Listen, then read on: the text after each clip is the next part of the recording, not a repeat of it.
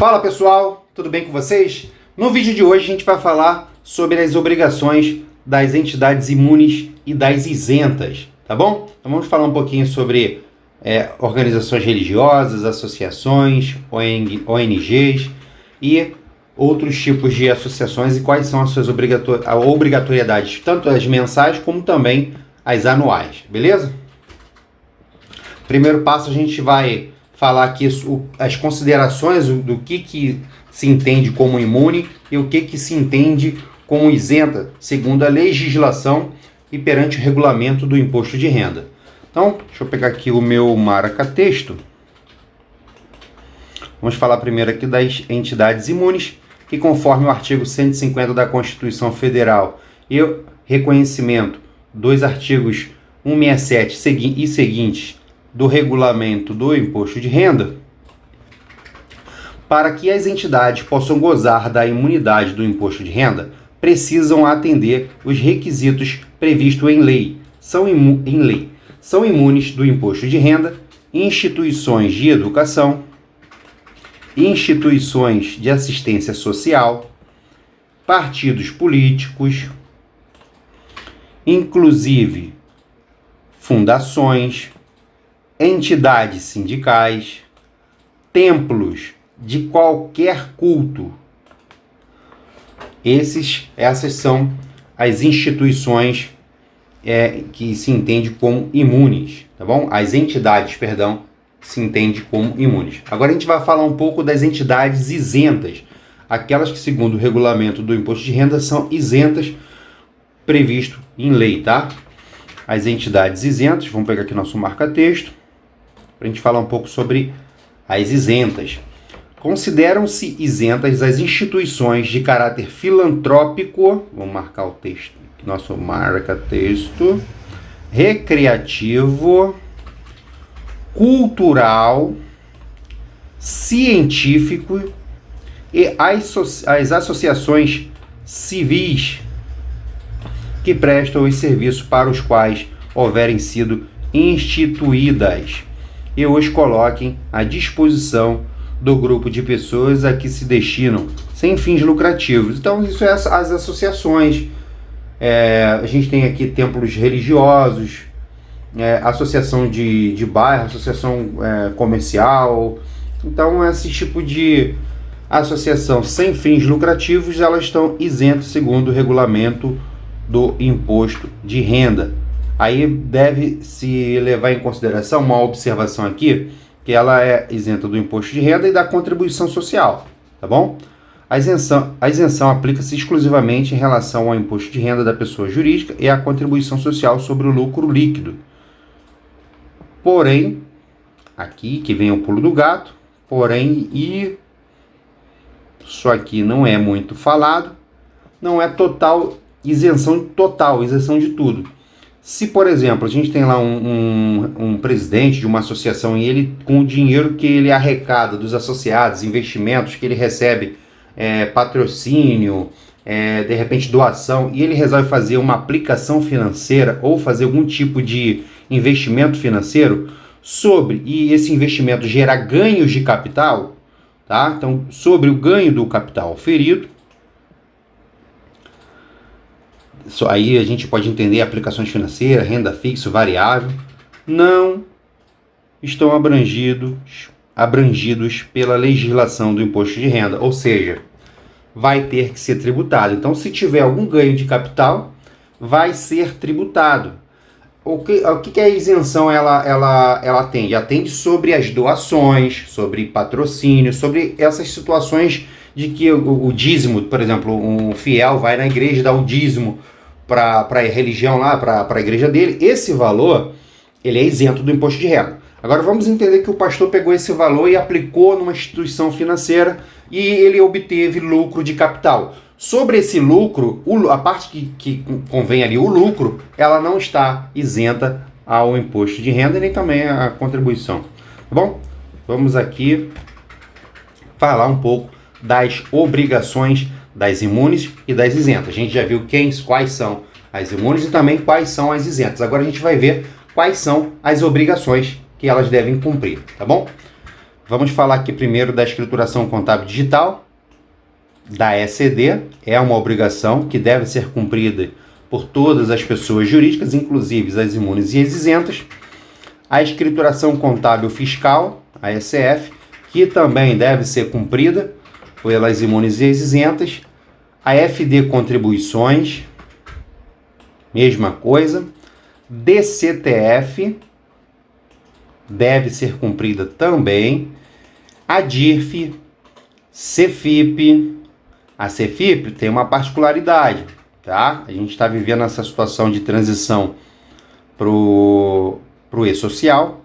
Então, até o momento que eu estou gravando esse vídeo, ainda está obrigado. E mesmo que a entidade lá não tenha funcionário, a igreja ou a associação não tenha nenhum tipo de recolhimento previdenciário ou do FGTS, ela deve enviar a CFIP sem movimento, tá bom?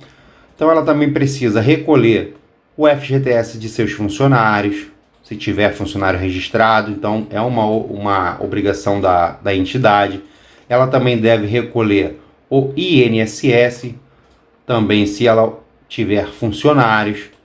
Ela precisa recolher o PIS sobre a folha de pagamento, tá bom? Ela vai recolher ali PIS sobre a folha de pagamento. Ela vai recolher sobre o salário o imposto de renda se houver, então vai respeitar ali a tabelinha do imposto de renda. Se o salário do funcionário estiver dentro da parte da tabela que está destinada à retenção do imposto de renda, deve ser feita a retenção e repassar ao governo através do DARF 0561. Aqui a gente tem aqui os eventos no e-social, tá bom? Então ela, uma vez que ela tem funcionários registrados, tem as obrigações dos eventos que devem ser enviados através da plataforma do e-social. Tem a FD Reinf, onde vai informar aqui as retenções previdenciárias, patrocínio no caso de associações recreativas e as retenções sobre esses valores. Aqui a gente tem, por último, a RAS. A RAS deve se levar em consideração que eu estou gravando esse vídeo no ano de 2020, perdão. Só que 2020 você envia a RAS referente ano calendário 2019. 2020 a gente envia referente a 2019. Em 2021, essas informações elas serão substituídas pelos eventos enviados através do e-social. Então, em 2021, não vai ser necessário o envio da RAS. Porém, no momento que eu estou gravando esse vídeo, que é o ano de 2019, ainda assim é obrigatório. Aí foi no mês de março, o envio até o mês de março. Se porventura ainda não foi enviado de alguma dessas associações, se deve enviar fora do prazo, e aí tem lá a penalidade da RAS, mas deve sim ser enviado ainda a obrigatoriedade anual RAS, tá bom? Relação Anual de Informações Sociais. Vamos falar um pouco da ECD, das imunes e isentas. Deixa eu beber um pouquinho de água aqui.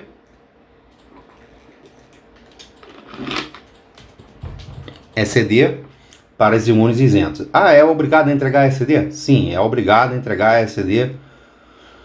Aqui a legislação ela diz o seguinte: as pessoas jurídicas imunes e isentas que auferiram no ano calendário receitas, doações, incentivos, subvenções, contribuições, auxílios, convênios, ingressos e assemelhados, cuja soma seja superior a R$ 4.800.000. Então, se citar um exemplo aqui, você tem lá uma igreja que recebeu durante o ano, somando dízimo, oferta, eu estou falando de igreja, mas qualquer tipo de associação, como a gente viu lá, doações, se esse valor ultrapassar R$ 4.800.000, tá bom? A empresa, a entidade, tá, precisa enviar a ECD. Mesmo que ela esteja desobrigada a recolher o imposto de renda, né, ela está isenta ao recolhimento, à obrigatoriedade, de recolher o tributo, mas ela deve enviar a escrituração contábil digital se ela recebeu mais que 4.800.000 reais. E aí a gente falar um pouco sobre o prazo, porque o prazo tem umas particularidades, tá bom? Em situações normais, o prazo de entrega é até o último dia útil do mês de maio, do ano subsequente ao ano calendário a que se refere. Agora, tem uma observação que em 2020, por conta da Covid-19, muitas dessas obrigações tiveram seus prazos prorrogados. Mas em situações normais, situações conforme anos anteriores, sem situação de calamidade pública, sem Covid-19, o prazo de entrega é o último dia de maio, tá bom? Aí a gente vai falar aqui das situações especiais. Em caso de situações especiais, o que seria essas situações especiais? Cisão, fusão, incorporação ou extinção. Existe umas particularidades nessas situações específicas.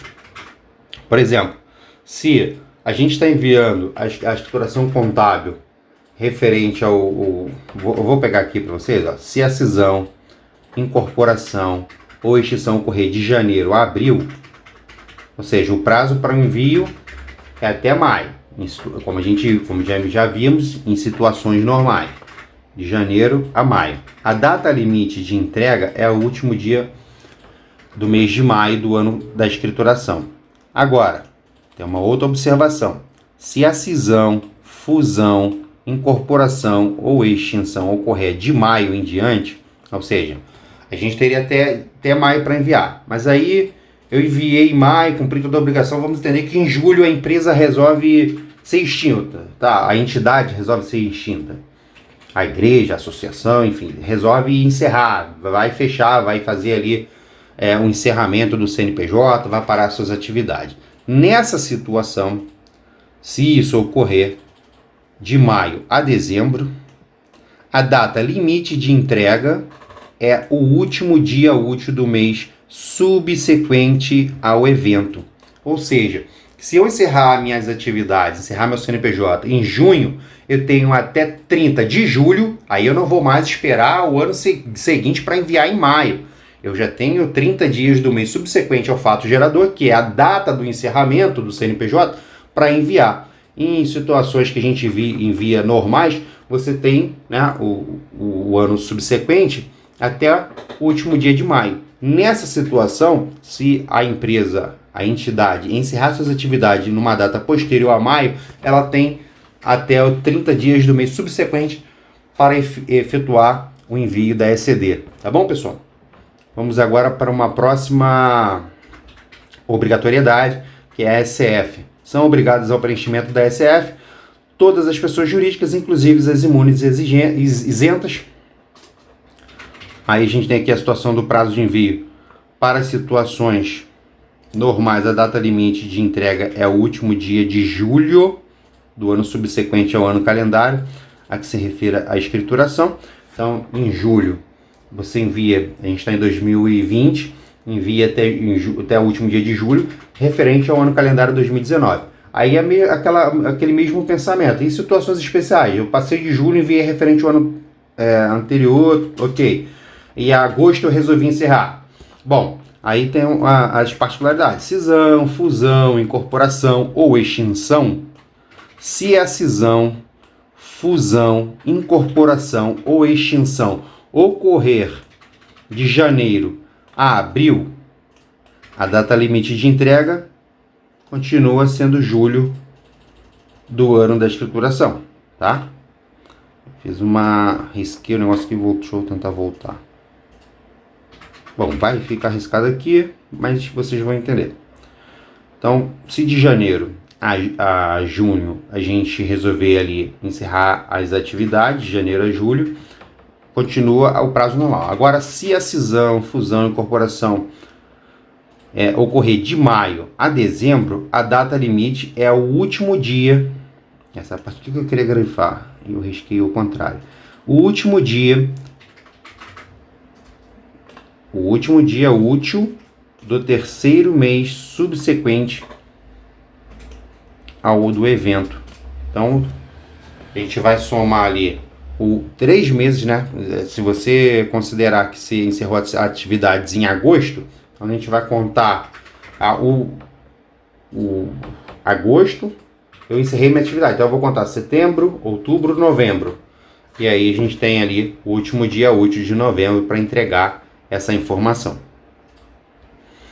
AFD contribuições para imunes e isentas. Pessoas jurídicas imunes e isentas do imposto de renda, cuja soma dos valores mensais de contribuição para PIS/PASEP sobre as receitas, aqui eu vou grifar aqui sobre receitas, porque tem 2 tipos de PIS, tem o PIS sobre a receita e o PIS sobre a folha de pagamento, tá bom? E aí existe uma particularidade aí. Então, que a soma seja superior a 10 mil, elas vão estar obrigadas. As que a soma seja inferior a 10 mil, estarão dispensadas, tá bom? Então, a AFD contribuições, para quem tem ali a soma dos valores mensais de contribuições de PIS sobre a receita, tá? E da CONFINS e da contribuição patronal sobre a receita bruta. Se o valor for inferior a 10 mil reais, não precisa enviar. Se for superior, está obrigado ao envio.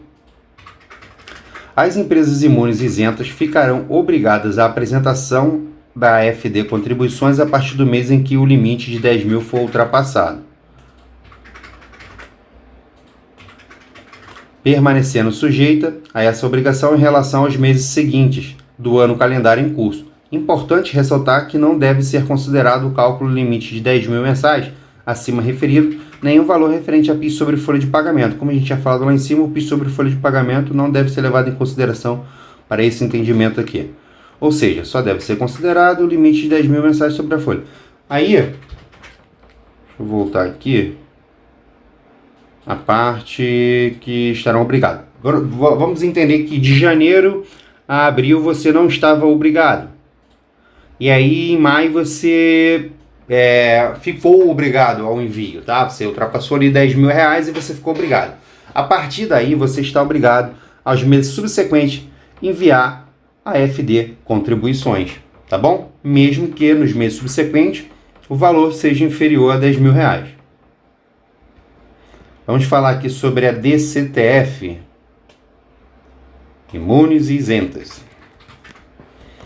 Nos termos do artigo 2º da Instrução Normativa 1599, deverão apresentar mensal, aqui já é uma obrigatoriedade mensal, às pessoas jurídicas de direito privado, inclusive as equiparadas, as imunes e as isentas.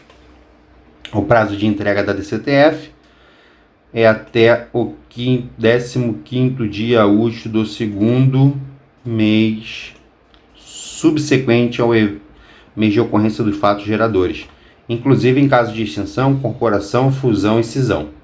Beleza? DIRF.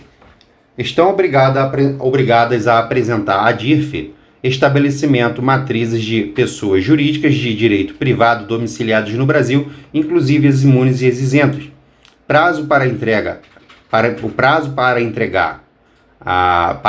da DIRF deverá ser apresentado até o dia 28 de fevereiro. Então, a DIRF tem até o dia 28 de fevereiro para ser enviado.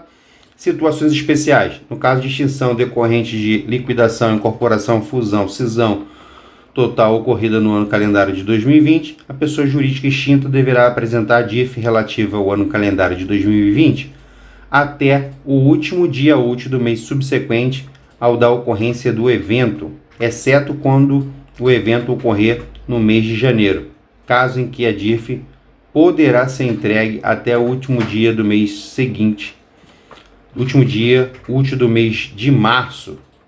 Então aqui, a DIRF tem até o último dia seguinte do mês de março. Deixa eu passar aqui a minha borracha.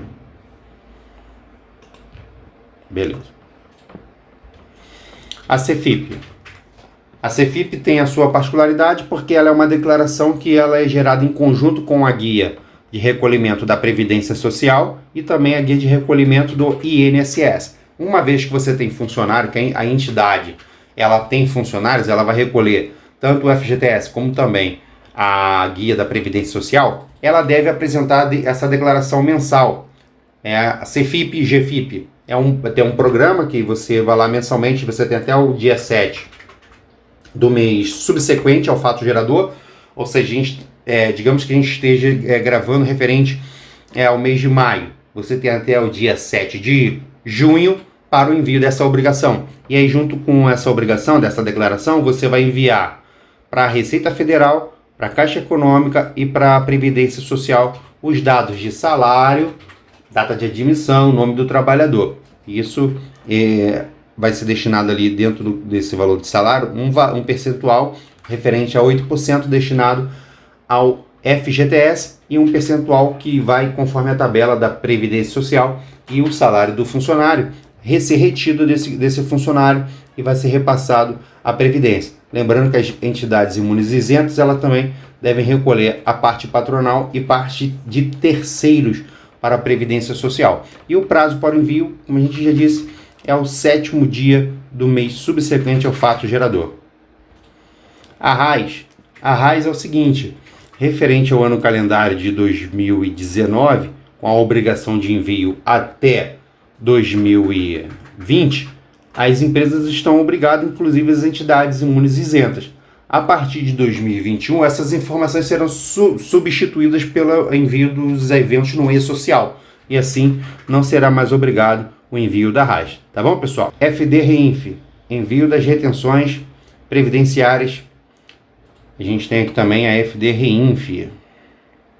A escrituração fiscal digital de retenções e outras informações fiscais. FD-REINF. E é um dos módulos do SPED, a ser utilizado pelas pessoas jurídicas e físicas em complemento ao sistema de escrituração digital das obrigações fiscais, previdenciárias e trabalhistas.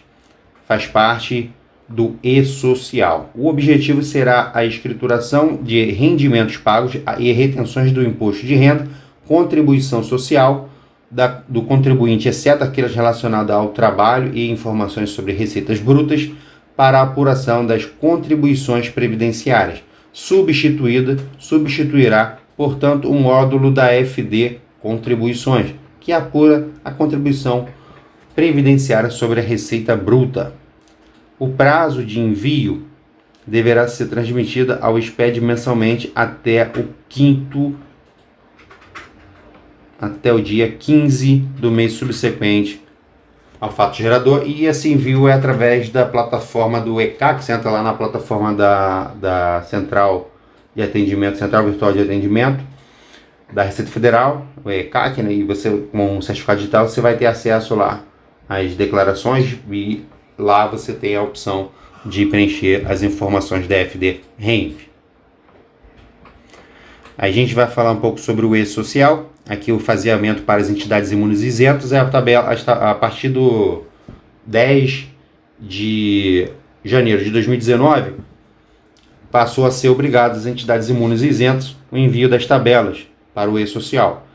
A partir de 10 de abril de 2019, os eventos não periódicos, eventos periódicos a partir de 1/10 de 2020 e saúde e segurança do trabalho a partir de 8/7 de 2021. Essas informações passarão a ser obrigatórias através do e-social, tá bom? Um forte abraço e até o próximo vídeo. Lembrando, se você ainda não é inscrito no canal, se inscreva, ative as notificações e se quiser fazer parte do nosso canal no Telegram, tem um link na descrição do vídeo que vai te levar para o nosso canal. Um forte abraço e até o próximo vídeo.